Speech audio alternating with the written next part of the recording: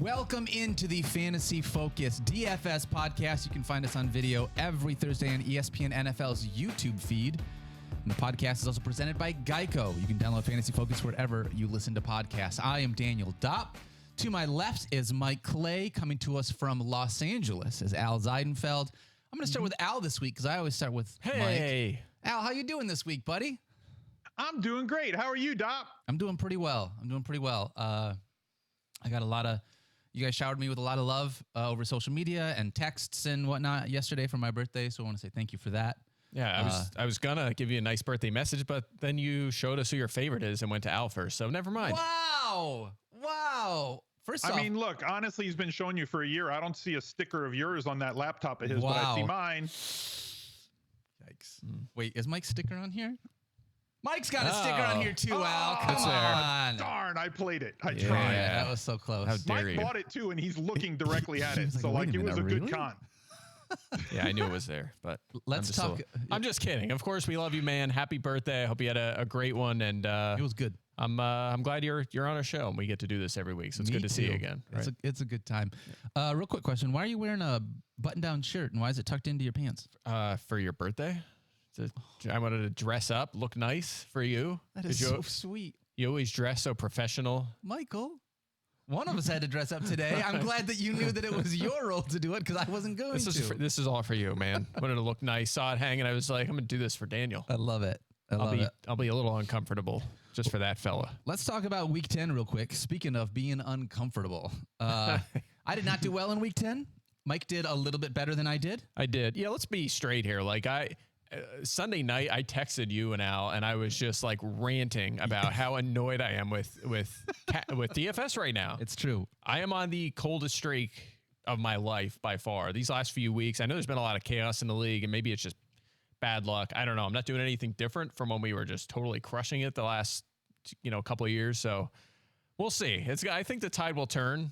If it doesn't soon, then I might have to retire from the CSS DFS podcast because I don't know what's going on. Like I can't put together I was in the upper, you still cashed with this lineup, my lineup last week, but it's just not where we're at usually. We want to be in the 145, 150, 160 range in cash, and we have not been there the past few weeks. So I'll own it. It's been a down couple weeks, but I'm still confident with the process. I think we'll get back on track here. That's what it's all about. Yeah. Process. Trust the process. It's not just like a silly slogan for. I should have wore that. Philly I have sports. that shirt. I have that sweatshirt. I should have wore that today. You should have worn that. That takes us, just so you know, on the season, Mike and I are now tied 5-5. I have scored about 25 more points total aggregate over this season than Mike. So we are like neck and neck. Right there with each other this whole time. So it's close. It's close. Join our free league over at DraftKings. It's free to enter. $200 in prizes. Follow at Mike Clay NFL or me at Daniel Dopp on Twitter. We'll tweet out a link to the league. Let's get into it this week. Let's do it. All right, at quarterback, we're going to start. Before we start with the quarterbacks we have here, I want to start with Cam Newton, if you don't mind. Oh, okay, sure. So before we get in, we have a note set up with all the players we want to talk about. But Cam Newton this week, $5,100 on DraftKings, which is basically nothing.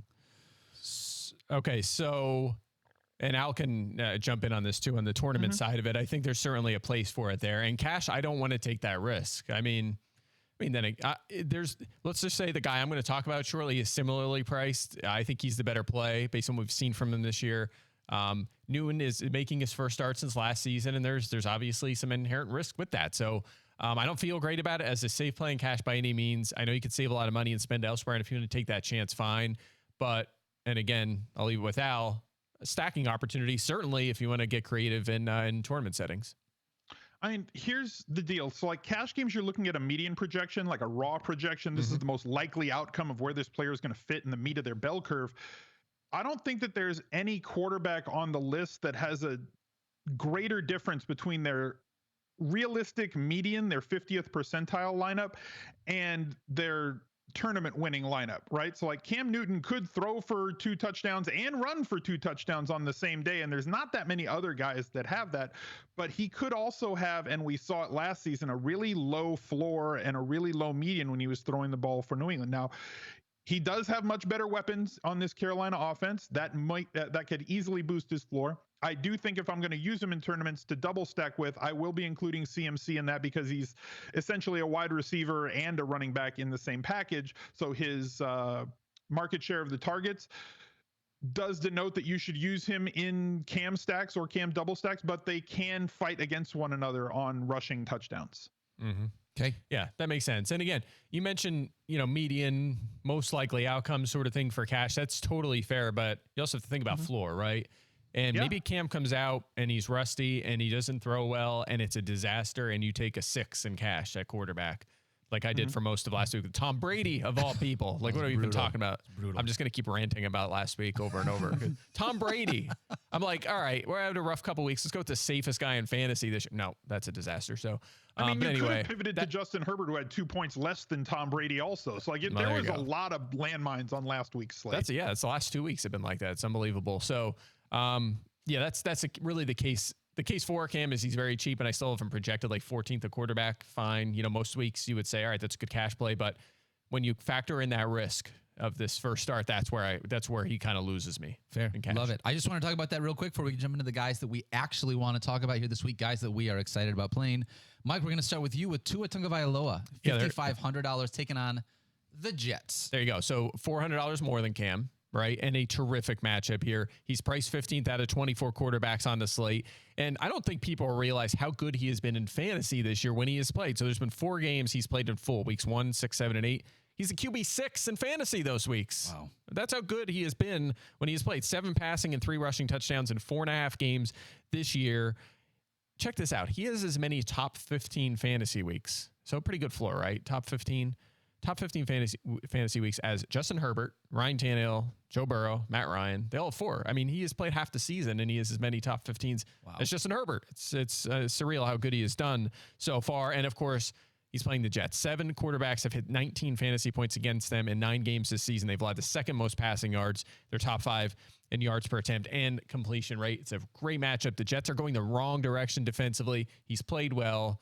The only concern, I guess, is no Parker, no Fuller, right? You have Waddle and Gesicki, you have Myles Gaskin. You could use that of the backfield, but you wish the whole group was there healthy for him. That's not going to be the case. But nonetheless, even without those guys, he's been pretty good this year. I like it. Let's talk about a tournament option with Joe Burrow taking on Vegas. I know you're a big Joe Burrow fan this week. I believe he made your best buys column. Is that correct?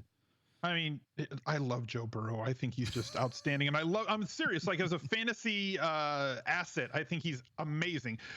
Only Mahomes, Dak, and Stafford have more 3-touchdown games through the air than Joe Burrow this week. And now he's got a bye week off to prepare for the lowest blitzing team in the NFL. Now, I'm going to get into the weeds a little bit because you said that he was a tournament play. So when you're worried about tournaments, you're not just worried about their projection. You're also worried about what is their projected percent that they're going to be played in tournaments.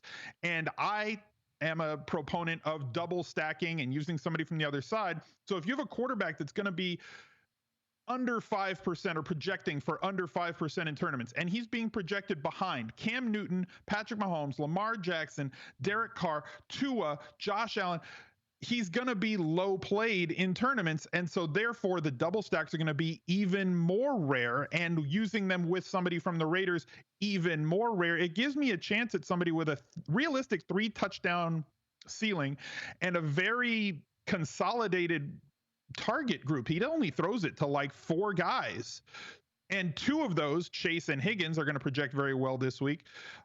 Joe Burrow and this Bengals stack, from a value perspective, from my calculations, is on DraftKings the greatest stack of the year in terms of stack score from my calculations to this point. Yeah, and that makes sense. Like, sometimes we talk about running quarterbacks and how that gives you a high floor, and it's very valuable in fantasy and especially in cash. But if a guy's not going to scramble, that means he's going to throw the football, right? And that means extra targets for a guy like T. Higgins or Jamar Chase, which helps your stack appeal, right? So no doubt about it. That makes a lot of sense. And by the way, the Raiders, pretty good defensively under the radar this year, but they did just give up 5 touchdowns last week to the Kansas City Chiefs. And, we know they're going to keep running that cover 3. They're not going to adjust off it. If they were going to, they would have against the Chiefs. They had an easy opportunity to.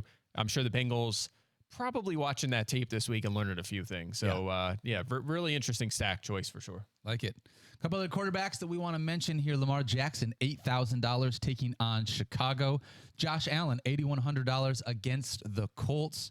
And Patrick Mahomes, $7,800 taking on Dallas. Some more expensive quarterbacks this week, but some guys that you plan on scoring a lot of points. Yeah, no doubt about it. The model certainly likes a lot of the high-priced quarterbacks this season. We've seen that a lot. Of course, I break down the cheaper option here, but basically says Tua, obviously Burrow's a solid choice, and then it's all these expensive those other guys. Yeah. Mike, do you own or rent your home? I sure do. Sure you do. And but it can be hard work. Always. But you know what's easy? What? Bundling policies with Geico. Oh, okay, Geico makes good. it easy to bundle your homeowners or renters insurance along with your auto policy. And it's a good thing, too, because you've already got so much to do around the house. So, dang it. I was doing it by memory. Go to geico.com, get a quote, and see how much you can save. I was going to applaud you because I was like, you're not reading this. You were Geico just totally easy. reading that. Visit geico.com today. That's geico.com. Oh, I was so close. That was pretty good. Yeah. We've read it so many times, I thought I could just do it off the top of my head. It would sound more natural. Sorry, Geico. Still But need I a do cheat love sheet. you guys very much. Well done. Let's talk running back, where Christian McCaffrey is still not priced at $10,000, which means he's a play this week. Thank you, Al. That's all that I wanted was just that little laugh from Al. That's it. That's all you needed to say, right? I was going to. Yeah. We're just playing CMC, guys. Right, yeah, just play CMC. Yeah. I'm jamming him in there. He's just 4 full games this season, guys. He's played. He's the number 1 fantasy running back those weeks by 10 points, 23.3 per game. Unbelievable. Just if he plays, he just crushes it. He's a cheat code in fantasy. It's unbelievable. 13 carries and 10 targets last week. He only played 59% of the snaps. Still room for him to get up to 85-90% based on what we've seen from him earlier this year and in past years. Even if he doesn't, still had 13 carries and 10 targets last week. So it's been terrific. 23 plus fantasy points in 19 of his past 22 games. That floor is crazy. 27.8 fantasy points per game during that span. And then, I looked at the matchup here, right, up against Washington. Not that matchup seems to matter much for him, but third fewest yards allowed, but 12 touchdowns to that position. And when Washington has played good backs this season, they have allowed a lot of points to them. Patterson, Kamara, Darrell Williams, even Melvin Gordon, Zach Moss, Leonard Fournette, all, most of them guys you're usually starting in fantasy. All of them had 17 points against them. So not worried about the matchup. In fact, it might be a good matchup. And the volume is unbelievable. And also, it's CMC, and he's not 10,000. Let me ask a question. Knowing that the Washington football team lost Chase Young last week, was he, just from a defensive perspective, how much is that going to potentially impact their ability to stop the run and or what it is that CMC could do? Yeah, I mean, the big thing, obviously, with an edge rusher like Young is pressure on the quarterback, right? So it's going to have more of an effect on the passing game. And usually the targets to CMC are pretty quick, right? They're, screen plays, short dump offs, which, I don't think Young's going to affect massively. It's more of the downfield stuff. So I don't think that moves the needle a ton for him, but you're still losing one of the best defensive players in the NFL. So obviously it hurts the defense overall. Yeah, of course. All right, Al, let's talk about a running back that everybody is asking questions about this week in DFS. Do you play him or do you fade him? A.J. Dillon, $6,200 taking on the Minnesota Vikings. Obviously, Aaron Jones is out this week, and we saw Dillon look good last week. Mm-hmm. Yeah, unlike not all of the snaps either, because Jones left that game late. And anytime Dillon was in, he was touching the football. He's a battering ram who is going to get the ball now on basically all of the inside the 5 carries. I'm not expecting like 90+% of the snaps a running back touches from, but if he gets 70% of both of those things, he's going to absolutely smash in a high totaled, very competitive matchup. And he's been better in the passing game than we had originally thought that he would be, right? We just thought that he was going to be the big quad, big calf guy that was just going to be the inside the 5 carry battering ram around the goal line. But he's shown that he can catching all of his targets but 2 so far this season. So he steps into a high volume role in a high powered offense at 6,200. I think he's going to be about 35 to 40% in tournaments this week, which makes it kind of a binary call. If you're entering a single entry lineup in a tournament, it's either you're saying I'm going to fade him and try and make it up somewhere else. And there's been enough value at running back to make that work. You could do that. And you're going to talk about some other players that are basically at this price point where if Dillon fails for whatever reason, you're going to basically lap 40% of the field who is going to be playing him. But if he has like a 25 to 35 point day, you're going to have to make that up somewhere else. So there is danger in fading him. In cash games, I see no point. Never overthink. Do not galaxy brain. Cash games are not 4D chess. If you're playing a head-to-head of 50-50, you are playing Christian McCaffrey, you are playing A.J. Dillon, and you are moving on. I like it. Well, that just made my eventual lineup a little awkward because I have one of those two guys. was a close. I'll explain why when we get there. I love it. A couple other running backs we want to talk about. Highest price to lowest price in this order. DeAndre Swift, $7,000 taking on Cleveland. Swift got 35 plus touches last week. Unbelievable. It was unreal. Yeah, 3 guys have reached 30 carries in a game this season. Derrick Henry, DeAndre Swift. Yep. Love it. AJ Dillon, we just talked about. You got James Conner, $6,100 taking on Seattle. Myles Gaskin, $5,700 taking on the Jets. Michael Carter on the other side of that, $5,800 taking on Miami. And the last one is David Montgomery, $5,500 against Baltimore. I actually like that as an inexpensive play. He got a lot of the work last week. Khalil Herbert sort of didn't do anything. Yeah, I mean, and Dillon's 6,200, right? It's not like you're getting him at 45 here, right? I mean, So Montgomery's, you could save 700 there. I mean, Myles Gaskin, who I love, and his matchup. The only reason I didn't talk him up here, because McCaffrey was there, but also because I did Tua.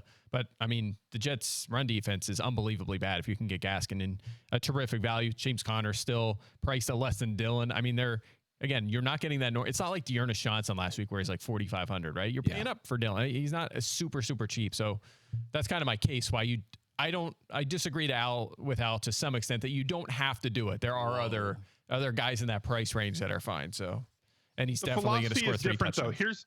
Can I go over the cash game philosophy though? Sure. If you think 50% or more of the field is going to be on a player, and I do project in cash that AJ Dillon's going to be somewhere around 60 to 70%.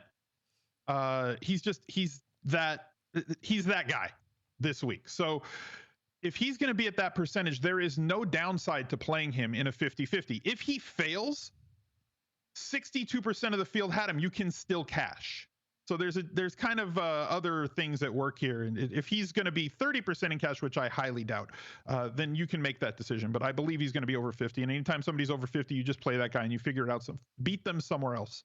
All right. I mean, it's not unfair. I just, I have him projected very similar to a lot of these other guys, and several of them are priced less. So I don't think it's as much of a shoe-in as you do. I think he'll be fine. I think he'll be an RB1, but I think David Montgomery will be. I think Myles Gaskin will be used, and they're both cheaper. That's why all. Do you think No, I agree. Why is it called a shoe-in, do you think? Like, why is it like an automatic victory? Like, what does a shoe-in mean shoe-in? as far as like, we're definitely going to get that? Like, where did that, colloquialism come from? I don't know. No?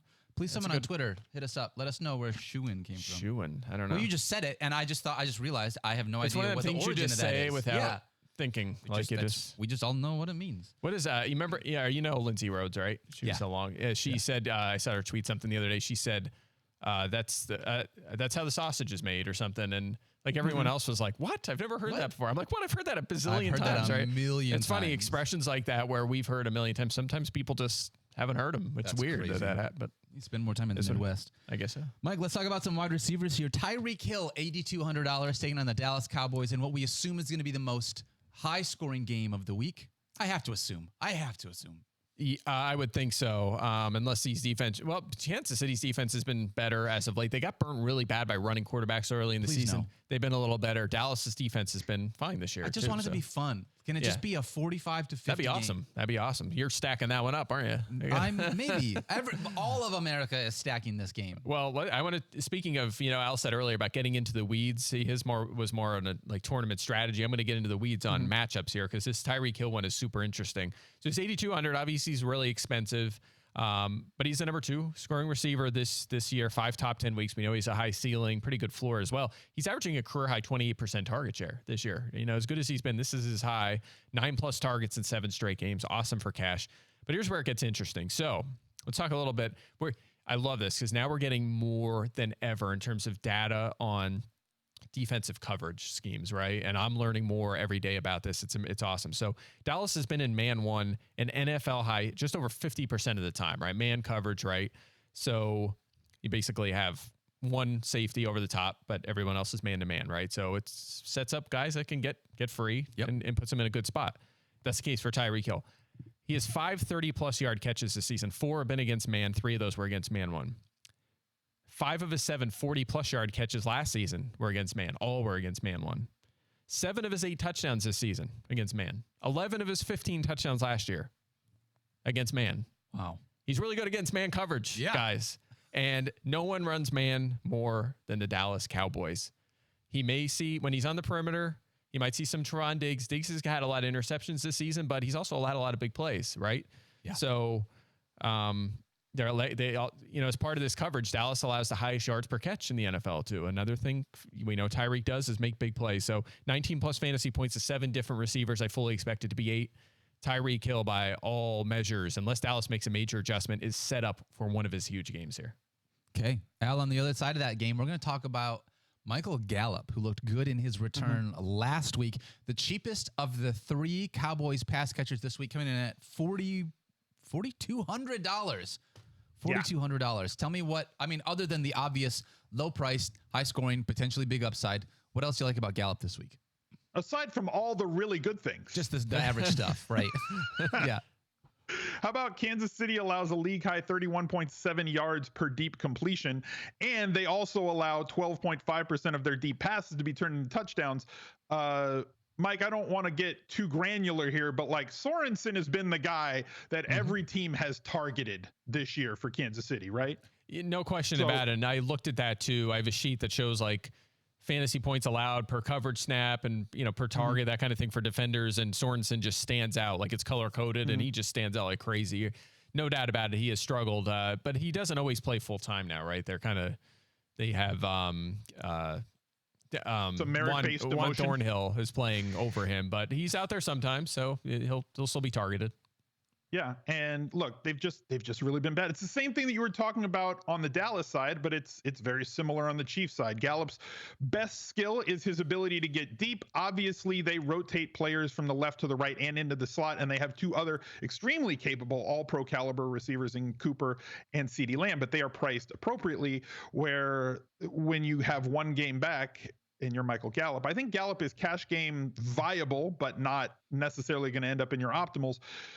Because if he gets you 7 points at 4,200, it's not going to kill you, but it opens up a lot more, and you have access to a player with very possibly a 25-point ceiling at 4K. So I think he's a perfect tournament play. Allows you very accessible secondary stacks, whether you're going to utilize Tyreek Hill as that secondary, whoever the viable running back is for Kansas City, or Travis Kelce. Gallup just opens up an awful lot, and you get that flexibility from having the late game player. So if you're blocked, you can swap off of that stack to something that is going to be less populated, or if you're ahead of everybody else, you can just kind of stand pat there, and hopefully it does what you thought it would and hold everybody off behind you. So it puts you in a very powerful position in terms of late swappability. I like that. Yeah, it's going to be an interesting game, right? These teams are seeing the same things we are. You know, they're studying this data about deep plays. I wonder if they'll make some adjustments for this game. And again, it ends up 13-7 because that's been how the season has gone, unfortunately. Seriously. Yeah. All right, a couple more wide receivers that we like. Devontae Adams, $8,400 taking on Minnesota. Feels like Devontae Adams every week that Aaron Rodgers is available is a good play. Jalen Waddle, $5,600 taking on the Jets. Brandon Cooks, $6,000 against Tennessee. I think this is going to be a Brandon Cooks week. I got to tell you. So. Tennessee gives up a lot of points to opposing wide receivers. T. Higgins, $5,400 against the Raiders. Jamar Chase, $7,200 as well against the Raiders. Al was talking about the potential stackability there. Yeah, there's your stacking guys. Yeah. DJ Moore, $5,900 against Washington. I cannot believe that DJ Moore is under $6,000. That is how rough it has been lately for DJ Moore. But you buy the dip, and that's when you get the value. This is what it's all about. I hope so. I mean, it's a very unique situation with Cam. Remember last year with New England where Jacoby Myers was getting 30% target shares and wasn't very good in fantasy because he would never score, you know? It was all short area stuff. I'm nervous about that with this Carolina passing game, but hopefully he throws 30% of the balls to DJ Moore, who's a better player than Myers and can take advantage. So we'll see. Last one we have is Hunter Renfrow, $5,800 on the other side of that Bengals game for the Raiders. Like Hunter Renfrow this week as well. All right, football and basketball season is back. And best of all, the safe return of live events means that you can actually be there to see all the action with Vivid Seats. From seats on the 50-yard line to a bird's eye view to parking passes, being there is all that matters. And get this, with Vivid Seats rewards, you can earn rewards like free tickets. All you got to do is collect stamps, redeem, and repeat. It's that easy. So grab your tickets today and cheer on your favorite team from the stands. Events for every fan. Visit vividseats.com or download the app today. Vivid Seats. Experience it live. Boom. All right. Speaking about experiencing it, this guy, man, I am pumped. I love Dan Arnold. Yeah. He is like the premier pass catcher. in this Jacksonville offense. He is literally their number one pass catcher. And from a DFS perspective, as a tight end, when you're looking for value specifically at that position, he has been great these last couple of weeks. Mike, this week, $4,100 taken on San Francisco, a little bit pricier than he has been the last few weeks, but is the value still there? It is. He was an outstanding value to play last weekend. I believe it was $3,500. Loved him. He paid off, and we're going to do it again. He's up to $4,100. Still jumps out to me as a value. I want to spend down on him because he's so cheap, and then I can use that money elsewhere, obviously. There's still the 10th price tight end. This guy is averaging 7.6 targets per game over his past 5 games, 10-plus fantasy points in 4 of those 5. He's tight end 5 in fantasy points during those 5 weeks, despite not scoring a touchdown. Yeah. If he, I believe Al said that last week, like if he just finds the end zone, one time on top of this volume, he's going to crush it. Only Travis Kelce has more targets those weeks. Travis Kelce is $7,100 this week. What did you say? 41. He's 41. 41. Yeah. Interesting. And the 49ers, by the way, the matchup this week, better than average against tight ends, but the schedule's been very easy. They've actually allowed the 9th most touchdowns to the position. The toughest tight end they faced has been TJ Hawkinson. He had 8 for 97 and a touchdown in that game. So not worried about the opponent here at this price point. Arnold just too good to pass on, in my opinion. Yeah, I agree with you, especially for cash games. He's just been absolutely fantastic. The target share is unreal. Al, on the other side of that Bengals game, when you talk about stacking, I could see someone like Darren Waller potentially being on the other side of that game. Do you like Darren this week? Yeah, I mean, you just nailed it, right? So if you're looking for a primary stack, you need to find somebody to come back with on the other side. There's a few options, obviously, like you have Edwards is cheap and you have other players at wide receiver like Renfro, but like Darren Waller at 6,100 going up against Cincinnati's defense that allows the 7th highest completion percentage between the hash marks. That's exactly where Darren Waller runs most of his routes, and usually under a 10-yard ADOT. So very easily convertible targets to catches, and has at least 7 targets in 7 of the 8 games this season. So a really high floor, and if they can find him and he can wander himself into the painted area, all of a sudden we have a chance to pay off this salary for a player that, like, I think tight end's going to be very evenly spaced out this week on percentages and tournaments. And south of Dan Arnold, other than like Komet, the non-copyright frog, there's really nowhere to go. So a lot of people are going to be paying up, and it's going to be spread around all these players. But I think Waller is going to be one of the lower played, high dollar tight ends of that group, because most people are paying $4,100 and more for tight end this week. I could see if I was just going to pay $6,100 for Darren Waller, be like, hey, why not pay $7,100 for Travis Kelce and just find a way to make that work? I could see Darren Waller, legitimately being lesser rostered because of that. So yeah, exactly. A couple other guys that we like here, Travis Kelce that we just talked about him, $7,100, still a great value taking on Dallas. Dallas Goedert, $4,400 taking on New Orleans, and then Al had Darren Waller, $6,100 in cash games. Yeah, Goddard questionable with the concussion, so keep an eye on that leading to the game. But if he goes $4,400, I mean that's only $300 more than Arnold. That's terrific value for a guy who's been tight end 1 since Hurts has left. So gotta monitor.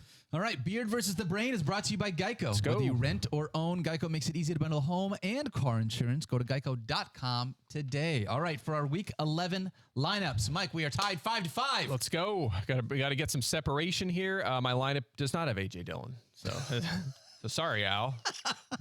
But here's why. Did you troll us on maybe my line is going to get weird, and then it didn't get weird because you didn't even have that play? Is that what that was? What? No, I said before that I did not have Dillon. I said, got it. Al was like, you always put him in cash game lineups. Right. He's like, don't put him in cash game lineups. He said use McCaffrey and Dillon and then go from there. Well, I didn't do that. So I thought about it. He's close. As you heard before, he's on my value list. But I have Tua at quarterback. I have Christian McCaffrey, David Montgomery, and James Conner filling out my running back and flex spots. Again, I just think there's terrific values. I mean, 6,100 for Conner. Wait to what he's done. I mean, Kyler Murray might be back. I like that a lot. So CMC, Montgomery, Conner. And then at receiver, I have Tyreek Hill, of course, talked about him. T. Higgins, Michael Gallup, both on value lists. Obviously, Al talked up Gallup. I like him as well. Dan Arnold at tight end. And I'm punting defense with your Detroit Lions. Excuse me? That's a little risky. What do you mean you're punting defense? You looked right at me and you were like, and I'm punting defense. I am. I didn't want to do it. I don't feel great. I like Washington if I could spend a little more. Great. I don't at all. But Ever. I needed that money. I needed it. Playing that Lions defense. Needed that cash money. So anyway, but again, spending up on CMC and Hill, you know, I can't just force my way on all the running backs. I like to pay up for A.J. Dillon, but I still like Montgomery and Conner a lot. I was disappointed not to get Gaskin in there, but I have Tua too, so that doesn't bother me too much since I have some involvement in that game, of course. That's fair. My lineup this week is I got a double stack. Dak Prescott, CeeDee Lamb, and Michael Gallup. So I'm going high-priced and low-priced there, bringing it back with Travis Kelce at the tight end position because you just play him because he's good. Yes. My running backs are something to envy here. All right. I'm playing Michael Carter and Myles Gaskin. 2 pass-catching running backs, super low price from the same game. I'm going living a little bit dangerously because of that. My wide receivers, my other wide receivers are T. Higgins, $5,400 because I like it. Yep. Why not? Sooner or later, he's going to have that game, man. Yes. So yes. He really is. He's been so close. So close. And $5,400 is a great price point for him. And then Rashad Bateman, $4,500, taking on Chicago. I like him as a cheaper option this week, still getting a bunch of targets. And then I've got the Chicago Bears defense at $2,500 because I didn't want to take Chicago, but you took an NFC North defense, so I thought I'd take an NFC North defense, and then we'll just see which one is better. All right. Yeah. We'll see what happens. It's going to be interesting. That a lot of us have Higgins, and we're invested in Burrow and that Bengals passing game. And the Raiders have been pretty good on the perimeter, kind of shutting down perimeter receivers, and that's Jamar Chase and that's T. Higgins. So again, they struggled last week against the Chiefs. We'll see which defense we get this week. Bengals are traveling to Las Vegas, so I'm a little worried that maybe it's a trap, but in tournament setting, then go for it. It's a trap. Al.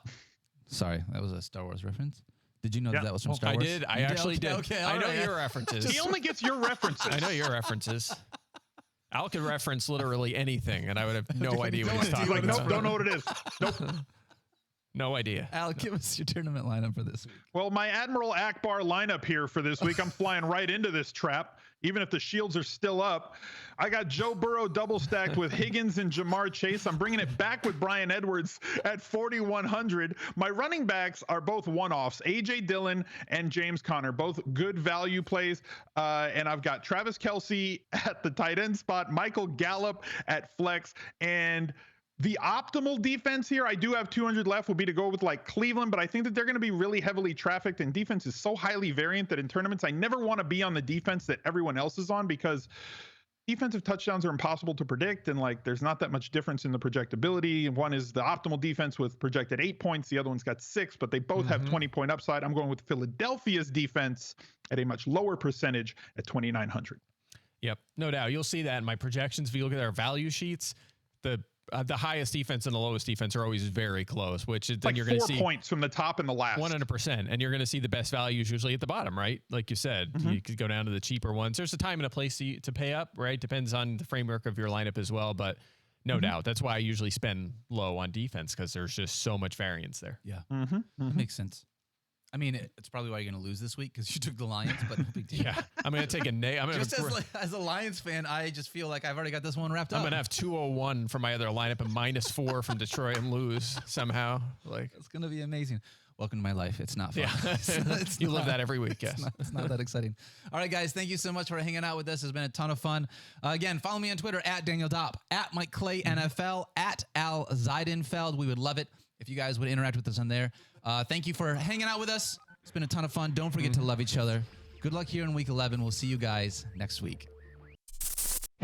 Thank you for watching ESPN on YouTube. For live streaming sports and premium content, subscribe to ESPN+.